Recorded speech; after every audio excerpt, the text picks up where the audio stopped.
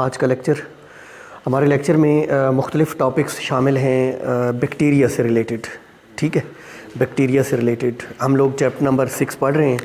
Chapter number 6 का title है kingdom प्रोकैरियोटी, जिसको आप किंगडम मोनेरा भी कहते हैं। ठीक है ना। हमने फर्स्ट लेक्चर में मुख्तलिफ़ चीज़ें देखी बैक्टीरिया से रिलेटेड, जैसे कि हमने देखा था यू बैक्टीरिया क्या है, आर्कियो बैक्टीरिया क्या है। ठीक है, देन साइज़ देखा था इनका, शेप्स के लिहाज से 3 इकसाम। ठीक है, cocci, bacilli, spiral shaped bacteria है ना। तो इस लेक्चर में हम मुख्तलिफ़ टर्म्स देखेंगे जो बैक्टीरिया से रिलेटेड है, जैसा कि पिलाई क्या है और उनके फंक्शंस क्या हैं। सबसे पहली चीज़ हम ये देखेंगे। देखें स्टूडेंट्स, पिलाई सिंगुलर को हम कहेंगे पाइलस। ठीक है, और प्लूरल के लिए वर्ड यूज़ होगा पाइलस की जमा पिलाई। ठीक है जी। अच्छा, पिलाई क्या है बैक्टीरिया में? ये अपेंडेजेस हैं। ये क्या है? अपेंडेजेस। पता है अपेंडेजेस क्या होती हैं बायोलॉजी में? हाँ, आज़ा। अपेंडेजेस का मतलब होता है बॉडी के साथ जुड़े हुए छोटे ऑर्गन्स। अपेंडेजेस का मतलब होता है आउट ग्रोथ्स। अपेंडेजेस का मतलब होता है जो किसी ऑर्गेनिज्म की बॉडी से बाहर को प्रोट्रूड करते हैं, बाहर को निकलते हैं ऑर्गन्स, उनको क्या बोलते हैं? अपेंडेजेस। तो पिलाई बैक्टीरिया की अपेंडेजेस हैं। पिलाई बैक्टीरिया की अपेंडेजेस हैं। ये किस किस्म की अपेंडेजेस हैं? ये हालो होती हैं, अंदर से खोखली होती हैं। ये नॉन हेलिकल हैं। नॉन हेलिकल मीन्स ये स्ट्रेट होती हैं। हेलिक्स होता है स्प्रिंग, बालदार। ये कर्व्ड क्वायर्ड बालदार नहीं है, ये स्ट्रेट होती हैं। मेरी बात समझाई? और ये फिलामेंटस होती हैं। Filamentous mean elongated. फिलामेंटस का मतलब क्या है? इलांगेटेड। ये हालो हैं, ये नॉन हेलिकल हैं, और ये फिलामेंटस अपेंडेजेस हैं बैक्टीरिया में। ठीक है। अच्छा, पिलाई के बारे में अगली बात ये है कि ये फ्लैजेला से स्मॉलर होती हैं, स्मॉलर दैन फ्लैजेला। फ्लैजेला लंबे साइज़ के होते हैं और ये शॉर्ट होती हैं। ज़रा गौर से देखें, ये एक बैक्टीरियम है और ये इसका फ्लैजेलम है। ठीक है, ये एक बैक्टीरियम है और ये उसका पाइलस है। ठीक है, ये फ्लैजेला से छोटी होती हैं। और जो ट्रू पिलाई है ना, वो सिर्फ ग्राम नेगेटिव बैक्टीरिया में पाई जाती हैं। जो ट्रू पिलाई हैं वो ग्राम नेगेटिव बैक्टीरिया में पाई जाती हैं। समझ आई? अब ये ग्राम नेगेटिव बैक्टीरिया क्या है, ये हम नेक्स्ट टॉपिक में देखते हैं। सेल वॉल की कंपोजिशन के लिहाज से बैक्टीरिया की 2 इकसाम हैं। क्रिश्चियन ग्राम नामी एक साइंटिस्ट था जिसने ये दोनों इकसाम बताई थी, एक ग्राम पॉजिटिव, एक ग्राम नेगेटिव। ठीक है स्टूडेंट, बेसिकली क्रिश्चियन ग्राम ने एक स्टेनिंग टेक्निक दरियाफ्त की थी, एक स्टेन बनाया था, और जो बैक्टीरिया उस स्टेन के साथ प्राइमरी कलर या पर्पल कलर देते हैं वो ग्राम पॉजिटिव, जो पिंक या सेकेंडरी कलर देते हैं वो ग्राम नेगेटिव बैक्टीरिया। चले हम देखते हैं, ग्राम नेगेटिव बैक्टीरिया में ट्रू पिलाई प्रेजेंट होते हैं। अब इनका फंक्शन मोटिलिटी नहीं होता। इनका फंक्शन मोटिलिटी किन का फंक्शन होता है? फ्लैजेला के। Very good. फ्लैजेला का फंक्शन मोटिलिटी, इनका फंक्शन मोटिलिटी नहीं है। एक चीज़ और बीच में आपको बता दूं, ये जो पिलाई है ये बने हुए हैं पाइलन प्रोटीन के। कौन सी प्रोटीन? पाइलन प्रोटीन के बने हुए हैं। जैसे फ्लैजेला बने होते हैं फ्लैजेलन प्रोटीन के, ऐसे ही पिलाई बने हुए हैं पाइलन प्रोटीन के। क्लियर? अच्छा, नेक्स्ट अब हम देखेंगे इसके फंक्शंस। ये 2 फंक्शंस परफॉर्म करता है बैक्टीरिया में। फंक्शन नंबर 1, ये एक मेटिंग प्रोसेस होता है बैक्टीरिया में जिसे कॉन्जुगेशन कहते हैं, उसमें इसका रोल है कॉन्जुगेशन।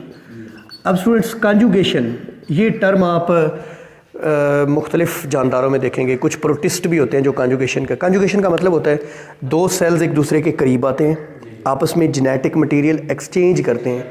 ये एक तरह का मेटिंग प्रोसेस है, ये एक तरह का सेक्सुअल प्रोसेस है। यानी जैसे एक मेल और एक फ़ीमेल करीब आते हैं, सेक्स आपस में करते हैं। ठीक है, बिल्कुल ये एक सेक्सुअल प्रोसेस है। लेकिन ये छोटे जानदार, ये यूनिसेलुलर ऑर्गेनिजम्स के लिए, पैरामीशियम में भी होता है, पैरामीशियम एक प्रोटिस्ट है, बैक्टीरिया में भी होता है। 2 bacteria which are 2 different strains come close to each other. और ये जो उनके पिलाई है, मिसाल के तौर पे देखें, ये एक बैक्टीरियम है, ये एक दूसरा बैक्टीरियम है, ये एक का पाइलस, ये दूसरे का पाइलस, ये पाइलस एक दूसरे के साथ अटैच करते हैं और इन पिलाई की मदद से जेनेटिक मटेरियल एक्सचेंज कर लेते हैं। ये एक मेटिंग प्रोसेस है। मेटिंग आपने क्लियर कर लेना है कि जब दो जानदार एक दूसरे के करीब आते हैं और सेक्स करते हैं, ठीक है जी, जिसका नाम है कॉन्जुगेशन। तो ये कॉन्जुगेशन में हेल्प आउट करते हैं पिलाई। पिलाई का दूसरा काम क्या है? ये मीन्स ऑफ अटैचमेंट है। ये मीन्स ऑफ अटैचमेंट। बैक्टीरिया ने अगर किसी सरफेस के साथ अटैच होना हो तो पिलाई की मदद से अटैच हो सकता है। ये 2-4 चीज़ें हैं पिलाई के बारे में। नेक्स्ट हमारी बुक में जो टॉपिक गिवन है वो है the cell envelope, the cell the outer wrapping of bacteria. देखें ऐसे लिखा हुआ है द सेल इन्वेलप। इसके बारे में सबसे पहली बात हमारी बुक पे क्या लिखी हुई है? ये आउटर रैपिंग ऑफ बैक्टीरिया है। ये क्या है बच्चों? इन्वेलप का मतलब रैपिंग होता है, इन्वेलप का मतलब कवरिंग होता है। इन्वेलप कवरिंग, जैसे आप सब्ज़ी लें, फ्रूट्स लें तो उसको आप लिफाफे में डलवा, वो लिफाफा क्या है? इन्वेलप। अब बैक्टीरिया के सेल में इन्वेलप क्या है? ये जो साइटोप्लाज्मिक मेम्ब्रेन है ना, जो प्लाज्मा मेम्ब्रेन है, उसके एक्सटर्नल जो कुछ भी है वो इन्वेलप कहलाएगा, वो बैक्टीरियल सेल इन्वेलप कहलाएगा। उसमें 3 चीज़ें सबसे इंपॉर्टेंट है। Number 1 capsule, number 2 slime and number 3 cell wall. इन तीनों को कलेक्टिवली सेल इन्वेलप कहते हैं। बैक्टीरिया के सेल की ये आउटर रैपिंग है, ये आउटर कवरिंग है जिसके अंदर बैक्टीरियल सेल कवर्ड है। इसको क्या बोलते हैं? Cell envelope. हम इन तीनों को 1 बाय 1 देखेंगे। फर्स्ट ऑफ ऑल हम देखते हैं व्हाट इज कैप्सूल। कैप्सूल क्या है? बैक्टीरिया इसे सेक्रीट करते हैं। ये बैक्टीरिया के सेल के बाहर एक कवरिंग है। मेरी बात समझे? ये बैक्टीरियल ये बेसिकली बना हुआ है पॉलीसेकेराइड्स और प्रोटीन्स का। पॉलीसेकेराइड्स और प्रोटीन्स के बने होते हैं कैप्सूल। इनके बारे में एक और बात, ये बैक्टीरियल सेल के साथ टाइटली बाउंड होते हैं। बैक्टीरियल सेल के साथ टाइटली बाउंड होते हैं। भाई बात समझे? ये गमी इन नेचर होते हैं। जैसे गम नहीं होती, इनकी नेचर गमी होती है। इनका फंक्शन क्या है कैप्सूल का? देखिए तमाम बैक्टीरिया में कैप्सूल नहीं होते। जिन बैक्टीरिया में होते हैं उनको इनकैप्सुलेटेड बैक्टीरिया कहते हैं और जिनमें नहीं होते उनको नॉन इनकैप्सुलेटेड बैक्टीरिया। तमाम बैक्टीरिया में ये नहीं होते। जिनमें होते हैं कैप्सूल उनको क्या बोलते हैं? Encapsulated bacteria. अच्छा गौर से देखें, what is the function of capsule in bacteria? It provides sticky character to bacterial colonies. Now what is this colony? आपको पता है मल्टी सेलुलरिटी का मतलब होता है डिफरेंट सेल्स इकट्ठे रह रहे हैं जो आपस में डिवीजन ऑफ लेबर रखते हैं। कॉलोनी में डिफरेंट सेल्स इकट्ठे रह रहे हैं जिनमें डिवीजन ऑफ लेबर नहीं है, काम की तकसीम नहीं है। हर सेल फीड भी खुद करेगा, एक्सक्रीट भी खुद करेगा, रिप्रोड्यूस भी खुद करेगा। बस कॉलोनी का एक कॉमन पर्पस होता है और वो है डिफेंस। समझिए बात? तो बैक्टीरिया की कॉलोनीज़ को ये जो कैप्सूल है ये स्टिकी कैरेक्टर मुहैया करता है। स्टिकी मीन चिपकने वाला। ये किसी सरफेस या किसी जगह के साथ चिपक जाते हैं कैप्सूल की मदद से। स्टूडेंट्स नेक्स्ट है slime. What is slime? Slime को ना स्लाइम भी बोलते हैं और स्लाइम कैप्सूल भी बोलते हैं। स्लाइम को स्लाइम या स्लाइम कैप्सूल भी बोलते हैं। स्लाइमी कहते हैं फलां चीज़ स्लाइमी है। Slimy means soft and slippery. Soft and slippery. जैसे साबुन हाथ पे लगा के ऐसे फील करें तो कैसा फील होता है? Soft and slippery, slimy. तो ये जो स्लाइम है ना ये तो होता है टाइटली बाउंड। स्लाइम जो है ये लूजली अटैच्ड होता है बैक्टीरिया के साथ। ये लूजली अटैच्ड होता है। ये भी मैक्रोमोलेक्यूल्स का बना हुआ है। बच्चों स्लाइम कैप्सूल जो है ना ये बैक्टीरिया की लाइफ में बहुत अहम रोल प्ले करता है। बहुत अहम रोल प्ले करता है। 2 रोल्स, अगर दोनों को गौर से देखें तो वो एक ही रोल है बेसिकली। ये क्या करता है? ये उनको पैथोजेनेसिटी मुहैया करता है। Pathogenicity. What is pathogenicity? Patho disease को कहते हैं, जैनिक पैदा करना। आपको पता है बैक्टीरिया डिजीज़ पैदा करते हैं, तो ये बैक्टीरिया को डिजीज़ पैदा करने की सलाहियत देता है। अच्छा अब मैं दूसरा फंक्शन बताता हूँ फिर दोनों को जोड़ता हूँ। ये बैक्टीरिया को फेगोसाइटोज होने से बचाता है। जब बैक्टीरिया हमारी बॉडी में दाखिल होते हैं या एनिमल्स की बॉडी में दाखिल होते हैं तो आपको पता है मैक्रोफेजेस हैं, वाइट ब्लड सेल्स हैं जो उन बैक्टीरिया को खा लेते हैं, इनगल्फ कर लेते हैं। इस प्रोसेस को मैक्रोफेगस फीडिंग कहते हैं ना, इनगल्फ कर लेना। स्लाइम जिन बैक्टीरिया के बाहर होगा ना, उनकी फेगोसाइटोसिस नहीं हो सकेगी, उनको निगला नहीं जा सकेगा। अगर वो निगले नहीं जा सकते तो फिर वो क्या करेंगे, वो पैथोजेनिक हो जाएंगे, वो डिजीज़ पैदा करेंगे। तो हमने कहा स्लाइम के दो काम है, कौन कौन से? पैथोजेनिसिटी मुहैया करता है और दूसरा फेगो, और दोनों को देखें तो मतलब एक ही बनता है कि जब फेगोसाइटोज नहीं होंगे तो वो फिर क्या होंगे, वो पैथोजेनिक होंगे। स्टूडेंट समझ आ गई? नेक्स्ट है सेल वॉल। सेल वॉल क्या है? अच्छा, ये बड़ा इंपॉर्टेंट है क्योंकि इसमें हम मुख्तलिफ चीज़ें सीखेंगे, gram positive, gram negative bacteria से रिलेटेड। सेल वॉल के बारे में आप बहुत कुछ जानते हैं पहले से। सेल वॉल, सेल की दीवार, ये पौधों में होती है, प्लांट सेल्स में, ये एल्गी में होती है और ये बैक्टीरिया में भी होती है, ये फंजाई में भी होती है। प्लांट्स की सेल वॉल सेलुलोज की बनी हुई है, यानी मेजर कंपोनेंट सेलुलोज। फंजाई की सेल वॉल काइटन की बनी हुई है, काइटन भी एक पॉलीसेकेराइड है, सेलुलोज भी एक पॉलीसेकेराइड है, राइट। लेकिन बैक्टीरिया की सेल वॉल पेप्टाइडोग्लाइकेन की बनी हुई है, जिसको म्यूरिन भी कहते हैं।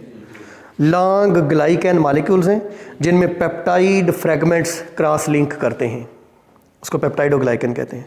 स्टूडेंट समझ आई? सेल वॉल की फंक्शंस अगर आपको याद हो तो ये सेल्स को शेप मुहैया करती है। ये क्या करती है? शेप मुहैया करती है। अब देखो ना, शेप मुहैया करने का क्या मतलब है? प्लांट सेल की शेप आप ऐसे बनाते हैं और उसके बाहर एक थिक सेल वॉल बनाते हैं। ये ऐसे क्यों बनाते हैं? क्योंकि उसकी सेल वॉल ऐसे होती है। ये सेल वॉल है, मोटी सी सेल वॉल के बारे में, थिक, रिजिड, डेड एक लेयर है जिसको सेल वॉल कहते हैं। स्टूडेंट समझ आई? अच्छा, ये शेप देती। दूसरा, ये ऑस्मोटिक लाइसिस से बचाती है बैक्टीरियल सेल्स को। ऑस्मोटिक लाइसिस, लाइसिस का मतलब होता है टूटना, ऑस्मोटिक पानी भरने की वजह से। अब बैक्टीरियल सेल्स में पानी दाखिल होता है, पानी दाखिल होता रहता है, वो स्वेल अप होते हैं। अगर बाहर एक रिजिड, एक पीडी सी सेल वॉल नहीं होगी तो वो फट जाएंगे। जैसे आप कपड़े शपड़े धोते रहें ज़्यादा देर या पानी में नहाते रहे तो आपकी उंगलियां ये जो हैं यहाँ पे सेल्स फट जाते हैं, है ना, बर्स्ट कर जाते हैं, लाइसिस हो जाती है। इसको ऑस्मोटिक लाइसिस कहते हैं। अगर सेल वॉल नहीं होगी तो बैक्टीरियल सेल्स क्या कर जाएंगे? Osmotic lysis. तो सेल वॉल के दो काम हैं, it provides shape to bacteria, it avoids osmotic lysis. भाई समझ आ गई बात? अच्छा, क्रिश्चियन ग्राम एक साइंटिस्ट थे, क्रिश्चियन ग्राम, उन्होंने एक स्टेन बनाया जिसका नाम ग्राम स्टेन रखा। भाई स्टूडेंट समझ आई? ग्राम स्टेन। स्टेन क्या होता है? इसको डाई भी कहते हैं। डाई, जैसे कपड़े डाई करवाते हैं, बाल डाई करवाते हैं, रंग करना। आपको मैंने बताया था मैथिलीन ब्लू जो है, ये कपड़ों को जो नील लगाया जाता है, मैथिलीन ब्लू, ये भी एक डाई है। ये भी लैब में जब आपने टिश्यूज़ को देखना होता है तो आप ये यूज़ करते हैं, ऐसे ही है। अच्छा, ये क्या है? ग्राम स्टेन एक डाई है, एक कलर है। किसने इसे तैयार किया? क्रिश्चियन ग्राम। अच्छा, अब ग्राम स्टेन के लिहाज से बैक्टीरिया की दो बड़ी कैटेगरीज बन गई, दो बड़ी क्लासेस बन गई, एक ग्राम पॉजिटिव और एक ग्राम नेगेटिव बैक्टीरिया। अच्छा, फ़र्क क्या है? ग्राम पॉजिटिव बैक्टीरिया के ऊपर जब ग्राम स्टेन अप्लाई किया जाता है तो ग्राम स्टेन का ओरिजिनल या प्राइमरी कलर जो है, असल कलर जो है, पर्पल, अर्गवानी या जामनी रंग, वो रिटेन रहता है। समझे? Gram positive bacteria are those which give purple colour with gram stain. Gram positive bacteria are those over which gram stain is applied, their color is purple, they give purple color with gram stain। भाई समझ आई? वो purple colour क्यों देते हैं? क्योंकि वो ग्राम stand के साथ CV1 कम्प्लेक्स बनाते हैं। What is this CV1 complex?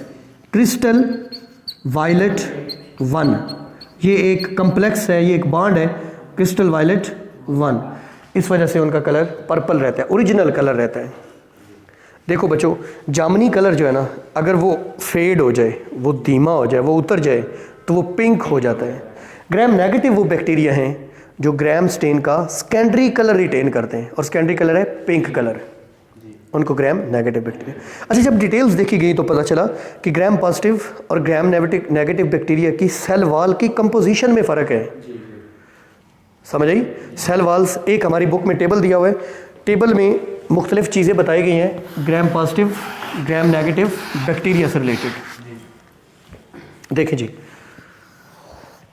3 इसमें कॉलम्स हैं। पहला कैरेक्टरिस्टिक्स, दूसरा ग्राम पॉजिटिव, तीसरा ग्राम नेगेटिव। कैरेक्टरिस्टिक में सबसे पहला पॉइंट क्या है? Number of major layers. Number of gram positive में 1 और ग्राम नेगेटिव में 2। बच्चों सुने इधर, ये जो प्लाज्मा मेम्ब्रेन है ना, ग्राम पॉजिटिव में वो एक ही होती है प्लाज्मा मेम्ब्रेन, जबकि ग्राम नेगेटिव में वो 2 मेम्ब्रेन्स होती हैं, एक इनर मेम्ब्रेन, एक आउटर मेम्ब्रेन। बात समझी? मैं मिसाल देता हूँ। हम बात कर रहे हैं ग्राम पॉजिटिव और ग्राम नेगेटिव की। ज़रा गौर से देखिए, ग्राम पॉजिटिव में ये प्लाज्मा मेम्ब्रेन है और ये बार सेल वाल है। ये प्लाज्मा मेम्ब्रेन है, ये बार सेल वाल है, और उसके बाहर एक और मेम्ब्रेन है, ये आउटर मेम्ब्रेन है, और ये वाली इनर मेम्ब्रेन है। इसको ये 2 मेम्ब्रेन हैं, ये एक मेम्ब्रेन है, दरमियान में सेल वाल है। ठीक है जी। दूसरी बात, केमिकल मेकअप, कंपोजिशन पूछी गई है। बच्चों ये जो ग्राम पॉजिटिव की सेल वाल है ना, इसमें 50% ड्राई वेट का पेप्टाइडोग्लाइकन है। 50% मेन कंपोनेंट क्या है? कितना? 50% ड्राई वेट का, सेल वाल का ड्राई वेट, पानी निकाल लें, ड्राई वेट जो है वो 50% पेप्टाइडो, इधर 10% है पेप्टाइडोग्लाइकन, इधर कितने? 10%। भाई बात समझे? अच्छा, पेप्टाइडोग्लाइकन के अलावा इधर क्या है? इधर है टीक्विक एसिड, ठीक है, इधर है लिपोटीक्विक एसिड, तीसरी चीज, और चौथी चीज क्या है? लिपिड्स। कितने परसेंट है? 1 to 4%। ये है जी chemical makeup of cell wall of gram positive bacteria. अच्छा, इधर अगर बात करें तो यहाँ पे है लिपो पॉलीसेकेराइड्स, लिपोप्रोटीन्स, लिपोपॉलीसेकेराइड्स भी हैं, लिपोप्रोटीन्स भी हैं, और लिपिड्स हैं। लिपिड्स कितने हैं? 11 to 12%। ये केमिकल कंपोजिशन में फ़र्क है। अच्छा, अगला पॉइंट, ओवरऑल थिकनेस। ये जो सेल वाल है ना, ये ज़्यादा थिक है, ये ज़्यादा मोटी है। इसकी थिकनेस कितनी है? 20 to 80 नैनोमीटर। नैनोमीटर 10⁻⁹ मीटर है ना। इसकी थिकनेस कितनी है? 82। ये कम थिक है, अगरचे ये 2 लेयर्स है, लेकिन ये कम थिक है और ये ज़्यादा थिक है। स्टूडेंट समझ आई? नेक्स्ट है आउटर मेम्ब्रेन। आपको मैंने बताया इधर आउटर मेम्ब्रेन होती है और इधर नहीं होती है। Next, periplasmic space present in some, present in all. Periplasmic space अब क्या है? बच्चों देखिए, यहाँ पे 2 मेम्ब्रेन्स हैं। कौन कौन सी? एक इनर मेम्ब्रेन और एक आउटर मेम्ब्रेन। आउटर मेम्ब्रेन, इन दोनों के दरमियान जो स्पेस है उसको पेरीप्लाज्मिक स्पेस कहते हैं। ज़रा इस लफ्ज़ पे फोकस करें। पेरी का मतलब होता है अराउंड, इर्द गिर्द। पेरी का मतलब क्या होता है? इर्द गिर्द। Plasmic, cytoplasm. साइटोप्लाज्म के बाहर एक स्पेस है, यहाँ पे नहीं होती, यहाँ पे होती है। और आखिरी बात, परमिएबिलिटी की बात है। ये ज़्यादा परमिएबल है, ये लेस परमिएबल है। आप जानते हैं प्लाज्मा मेम्ब्रेन के बारे में, ये सिलेक्टिवली परमिएबल होती है ना। लेकिन यहाँ बीच में सेल वाल भी आ गई, तो इनकी सेल वाल ज़्यादा परमिएबल है और इनकी कम परमिएबल है। भी स्टूडेंट समझ आई? अच्छा, अब अगले पेज पे अगर हम चलें तो हमें पता चलेगा कि बैक्टीरिया की सेल वाल में मेन कंपोनेंट पेप्टाइडोग्लाइकन है। इसके अलावा टिक्विक एसिड होता है, इसके अलावा लिपोटिक्विक एसिड होता है, लिपिड्स होते हैं, इसके अलावा लिपोपॉलीसेकेराइड्स होते हैं, लिपोप्रोटीन्स होते हैं, राइट। अच्छा, अगली बात, कुछ बैक्टीरिया ऐसे हैं जिनमें सेल वाल नहीं होती। बच्चे इधर सुने, कुछ बैक्टीरिया ऐसे हैं जिनमें सेल वाल नहीं होती। आपको याद है ऐसी मिसाल कोई? माइकोप्लाज्मास, है ना। माइकोप्लाज्मा सबसे छोटे बैक्टीरिया हैं, जीनस है एक सबसे छोटे बैक्टीरिया की। माइकोप्लाज्मा में फ्लैजेला नहीं होते, माइकोप्लाज्मा में सेल वाल नहीं होती। अच्छा, कुछ बैक्टीरिया ऐसे हैं जो ग्राम स्टेन के साथ कलर ही नहीं होते, जिनकी सेल वाल ग्राम जो करैक्टर है वो देती ही नहीं है। हाँ जी। अच्छा, बैक्टीरिया की 2 किस्में आपने पढ़ी, 2 कैटेगरीज, यू बैक्टीरिया और आर्कियो बैक्टीरिया। बच्चों, यू बैक्टीरिया और आर्कियो बैक्टीरिया की सेल वाल की कंपोजिशन में भी फ़र्क है। ये बात समझाई? जो आर्कियो बैक्टीरिया उनमें पेप्टाइडोग्लाइकन नहीं होता। यू बैक्टीरिया की सेल वाल का मेन कंपोनेंट क्या है? Peptidoglycan, right. जबकि आर्कियो बैक्टीरिया में पेप्टाइडोग्लाइकन नहीं है, इसकी जगह पे क्या है? पॉलीसेकेराइड्स हैं, प्रोटीन्स हैं और लिपोप्रोटीन्स हैं। भाई ये था सेल वॉल के बारे में टॉपिक।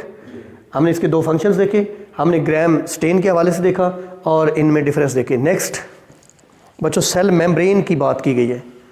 सेल मेम्ब्रेन के बारे में आप काफ़ी कुछ पहले ही जानते हैं। क्या जानते हैं सेल मेम्ब्रेन के बारे में? इसको आप सेल मेम्ब्रेन को आप प्लाज्मा मेम्ब्रेन यानी outermost membrane of cell is also called as plasma membrane, जिसको आप साइटोप्लाज्मिक मेम्ब्रेन भी कह सकते हैं। देखिए और से, साइटोप्लाज्मिक मेम्ब्रेन भी कह सकते हैं। ये आउटर मोस्ट मेम्ब्रेन है। सेल वॉल की तरह ये थिक नहीं होती, ये थिन होती है। सेल वॉल की तरह ये रिजिड नहीं होती, ये फ्लेक्सिबल होती है। सेल वॉल की तरह ये शेप नहीं देती, बल्कि ये सेल के अक्रॉस ट्रांसपोर्ट को कंट्रोल करती है। आपको याद होगा चैप्टर नंबर 4 में जब हम फ्लूइड मोज़ेक मॉडल पढ़ रहे थे, हमने 3 फंक्शंस देखे सेल वॉल के। ये सेल वॉल के अक्रॉस जो मूवमेंट होती है वो 3 तरह की होती है। एक पैसिव मूवमेंट, जिसकी आगे एग्जाम पढ़ी थी, डिफ्यूजन, फैसिलिटेटेड डिफ्यूजन, ऑस्मोसिस। दूसरी एक्टिव ट्रांसपोर्ट और तीसरी बल्क ट्रांसपोर्ट। अगर आपको याद हो एंडोसाइटोसिस, एक्सोसाइटोसिस। एंडोसाइटोसिस की फर्दर 2 किस्में थी, phagocytosis, pinocytosis. Basically cell membrane selectively permeable membrane होती है, ये पार्शियली परमिएबल मेम्ब्रेन होती है, ये सेमी परमिएबल। 3 लफ्ज़ मैंने बोले हैं, semi permeable, selectively permeable, partially permeable. Permeable mean permission, इजाज़त देती है। It allows some substances to pass through it, it stops others. This characteristic is called as selectively permeability. Selective permeability, partial permeability, semi permeability. बच्चों समझे बात? अच्छा, bacteria में अब कौन कौन सी चीज़ें जानी हैं? न्यूट्रिएंट्स जाने हैं, फैट्स जाने हैं, फास्फेट्स जाने हैं, समझ आई, शुगर्स जानी है, हाइड्रोजन आइंस जाने, इलेक्ट्रॉन्स वगैरह, उनकी मूवमेंट को ये कंट्रोल करती है। समझ आ गई? नेक्स्ट है जी साइटोप्लाज्मिक मैट्रिक्स। आप सोचेंगे कि साइटोप्लाज्म को साइटोप्लाज्मिक मैट्रिक्स क्यों बोल रहे हैं? साइटोप्लाज्म को साइटोप्लाज्मिक मैट्रिक्स क्यों बोल रहे हैं? आप सोचेंगे कि नहीं सोचेंगे? सोचिए ज़रा, इसको साइटोप्लाज्म क्यों नहीं कह रहे, इसको साइटोप्लाज्मिक मैट्रिक्स क्यों कह रहे हैं? बच्चों यूकैरियोट्स के साइटोप्लाज्म में मेम्ब्रेन बाउंड ऑर्गेनेलीज होते हैं। इनमें बैक्टीरिया में मेम्ब्रेन बाउंड ऑर्गेनेलीज नहीं होते। इनमें साइटोस्केलेटन भी नहीं होता। आपको याद है साइटोस्केलेटन क्या था? क्या था भला? माइक्रोट्यूब्यूल्स वगैरह, माइक्रोफिलामेंट्स, इंटरमीडिएट फिलामेंट्स, ये भी नहीं होता। इस वजह से ये एक ऐसे स्टिकी सा, स्लाइमी सा एक फ्लूइड है जिसके अंदर सब्सटेंसेस मूव कर सकते हैं। समझ आई? और इस साइटोप्लाज्मिक मैट्रिक्स के अंदर क्या है बैक्टीरिया में? दरमियान में एक न्यूक्लियाइड है, जिसको हम आगे टॉपिक में पढ़ेंगे, जिसको आप क्रोमेटिन बॉडी, न्यूक्लियर रीजन या न्यूक्लियर बॉडी भी कहते हैं। सिंगल क्रोमोसोम है। हम कहते हैं बैक्टीरिया हमेशा हैप्लाइड होते हैं क्योंकि उनमें एक ही सिंगल क्रोमोसोम होता है ना, एक वो प्रेजेंट है। और क्या है, बैक्टीरिया में राइबोसोम्स भी हैं। बच्चों राइबोसोम्स क्या है? बैक्टीरिया के राइबोसोम्स यूकैरियोट्स के राइबोसोम्स से थोड़े डिफरेंट है। क्या डिफरेंस है? वो 80S होते हैं और इनके राइबोसोम्स 70S, एस वेडबर्ग यूनिट है ना। अच्छा, इसके अलावा साइटोस्केलेटन में मीजोसोम्स हैं, ये भी हम पढ़ते हैं। मीजोसोम बेसिकली प्लाज्मा मेम्ब्रेन अंदर को इनवेजिनेट होती है और मीजोसोम्स बनाती है। इसके अलावा इसमें ग्रेन्यूल्स प्रेजेंट हैं, इसमें स्टोरेज बॉडीज प्रेजेंट हैं। ग्रेन्यूल्स वगैरह के बारे में हम आगे चल के देखते हैं। मेरी बात समझे स्टूडेंट्स? नेक्स्ट है न्यूक्लियाइड। नेक्स्ट टॉपिक क्या है? न्यूक्लियाइड। अच्छा, सबसे पहली बात, न्यूक्लियाइड के मुख्तलिफ नाम हैं, जैसा कि न्यूक्लियर बॉडी, जैसा कि न्यूक्लियर रीजन, जैसा कि क्रोमेटिन रीजन। ये सारे नाम आप इसको दे सकते हैं, आपको जो खूबसूरत लगे आप दे सकते हैं। Nuclide, what is this nuclide? बच्चों बैक्टीरिया में न्यूक्लियर एनवेलप नहीं होता। न्यूक्लियस के बाहर जो मेम्ब्रेन होती है ना, वो नहीं होती। No nuclear envelope is present in bacteria. और बैक्टीरिया में यूकैरियोट्स की तरह ज़्यादा क्रोमोसोम्स नहीं होते, एक ही क्रोमोसोम होता है, सिंगल। ठीक है, सिंगल क्रोमोसोम होता है और उस सिंगल क्रोमोसोम में एक लार्ज डबल स्ट्रैंडेड डीएनए होता है। लार्ज डबल स्ट्रैंडेड डीएनए होता है। पता है इसकी शेप कैसी होती है? ये देखें, ये बैक्टीरियल सेल है और इसकी शेप ऐसे इर्रेगुलर सी होती है, इर्रेगुलर, किस तरह की? इर्रेगुलर, डेंस शेप, डेंस ज़रा ज़रा घना एरिया, ऐसे लगता है बैक्टीरियल सेल को अगर आप माइक्रोस्कोप के नीचे देख रहे हो तो दरमियान में एक डेंस एरिया है, दरमियान में एक डार्क एरिया है जो इर्रेगुलर शेप्ड, उसको न्यूक्लियाइड कहते हैं। ये बैक्टीरिया का क्रोमोसोमल डीएनए है, ये बैक्टीरिया का सिंगल क्रोमोसोम है। सर्कुलर लिखा हुआ है बुक में, सर्कुलर मीन ऐसे लगता है जैसे सर्कल है, गोल सा। और बच्चों बैक्टीरिया में हमेशा, तमाम बैक्टीरिया में एक ही क्रोमोसोम होते हैं, इसलिए बैक्टीरिया हमेशा हैप्लाइड होते हैं, बैक्टीरिया हमेशा हैप्लाइड होते हैं। हमारी बुक में एक येलो बॉक्स गिवन है जिसमें बताया गया है कि न्यूक्लियाइड के मुख्तलिफ नाम हैं, जैसा कि nuclear region, nuclear body, chromatin body. अच्छा, it is visible in the light microscope after staining with feulgen stain. देखें, अगर आप बैक्टीरिया के ऊपर फ्यूल्जन स्टेन, एक स्टेन है जैसे जैसे ग्राम स्टेन था, फ्यूल्जन स्टेन अप्लाई करें तो आपको न्यूक्लियाइड कैसा नजर आएगा? डार्क नजर आएगा। समझिए, यानी अगर आप न्यूक्लियाइड को देखना चाहते हैं तो आप फ्यूल्जन स्टेन इस्तेमाल करें। ई कोलाई का जो न्यूक्लियाइड है इसकी लेंथ दी गई है 14,000 माइक्रोमीटर। माइक्रोमीटर कितना होता है? 10 की पावर -6। बच्चों नेक्स्ट एक छोटा सा टॉपिक है प्लाज्मिड। प्लाज्मिड, अच्छा बड़ी दिलचस्प बात है। देखिए बैक्टीरिया में इस न्यूक्लियाइड के अलावा कुछ और भी डीएनए होता है, लेकिन वो छोटे छोटे सर्कल्स की शक्ल में होता है। ये एक ही है और वो एक से ज़्यादा होते हैं। उन एक्स्ट्रा क्रोमोसोमल मीन्स इस क्रोमोसोमल डीएनए के अलावा, other than chromosomal DNA, extra chromosomal circular DNA in bacteria is called as plasmid. इसका बैक्टीरिया की ग्रोथ और डेवलपमेंट से कोई ताल्लुक नहीं होता। इसका ताल्लुक है बैक्टीरिया को रेजिस्टेंट बनाना, रेजिस्टेंस देना। किसके खिलाफ रेजिस्टेंस? वायरस के खिलाफ, डिजीज़ के खिलाफ, इंसेक्ट्स के खिलाफ और एंटीबायोटिक्स के खिलाफ। अब आपकी बॉडी में बैक्टीरिया, आप मेडिसिन खा लेते हैं, एंटीबायोटिक, बैक्टीरिया मर सकते हैं, तो बैक्टीरिया को एंटीबायोटिक के खिलाफ रेजिस्टेंस कौन देता है? प्लाज्मिड। आपको पता है बैक्टीरियोफेज वायरस, फेज वायरस क्या होता है? जो बैक्टीरिया को इन्फेक्ट करता है। उससे भी बैक्टीरिया ने जान छुड़ानी, कैसे? प्लाज्मिड हेल्प करेगा, है ना। तो ये इंसेक्ट भी उस पर अटैक कर सकते हैं, डिजीज़ से उसको बचाता है। बच्चों प्लाज्मिड के बारे में एक बड़ी इंपॉर्टेंट बात है, ये जेनेटिक इंजीनियरिंग में इसको वेक्टर के तौर पे इस्तेमाल किया जाता है। What is vector? जैसे आपने इंसुलिन बनाना हो तो बैक्टीरिया को लें, उसका प्लाज्मिड डीएनए लें, प्लाज्मिड डीएनए को काट लें, इंसुलिन जीन वहाँ पे लगा दें और फिर उस चेंज डीएनए को, उस चेंज प्लाज्मिड को दोबारा बैक्टीरिया में लगा दें। बैक्टीरिया में कौन सा जीन चला गया? इंसुलिन वाला। तो बैक्टीरिया इंसुलिन पैदा करना शुरू कर देंगे, जिसे इंजेक्शंस की शक्ल में मार्केट में सेल किया जाएगा। जो शुगर पेशेंट्स इंसुलिन इस्तेमाल करते हैं, इसको जेनेटिक इंजीनियरिंग कहते हैं। हमने जीन्स का इस्तेमाल किया है for the welfare of human beings. तो बच्चों प्लाज्मिड वेक्टर, ये था वेक्टर का। वेक्टर ने क्या किया? एक जीन को एक जानदार से दूसरे जानदार तक मुंतकिल किया। आपने मलेरिया की एग्जांपल पढ़ी थी, उसमें मच्छर वेक्टर है। एक बीमार शख्स से प्लाज्मोडियम को एक सेहतमंद तक मुंतकिल करता है। कौन वाला? मच्छर। तो मच्छर वेक्टर। वेक्टर समझ आ गया क्या होता है? गाड़ी होती है जो जीन को, ये चूँकि जीन है, जेनेटिक इंजीनियरिंग है, तो जीन को लेके जाती है, इसको बोलते हैं वेक्टर। बच्चों नेक्स्ट दो तीन छोटे छोटे टॉपिक्स में परेशानी होना। राइबोसोम्स। राइबोसोम्स के बारे में पहले मैं आपको बता चुका हूँ। राइबोसोम्स क्या है जी? ग्रेनुलर स्ट्रक्चर्स हैं, दानेदार साख्ते हैं, ग्रेन्यूल्स हैं, है ना। वाहिद ऑर्गेनेली जो मेम्ब्रेन बाउंड नहीं होता, इसलिए ये बैक्टीरिया में भी पाया जाता है और यूकैरियोट्स में पाया जाता है। मेम्ब्रेन बाउंड नहीं है। The only organelle which is not membrane bound, the only organelle which is also found in bacteria is ribosome. बच्चों राइबोसोम दो चीज़ों के बने होते हैं, राइबोसोमल आरएनए और equal amounts of ribosomal proteins. Ribosomes protein factory हैं। प्रोटीन, ये प्रोटीन सिंथेसाइज करते हैं।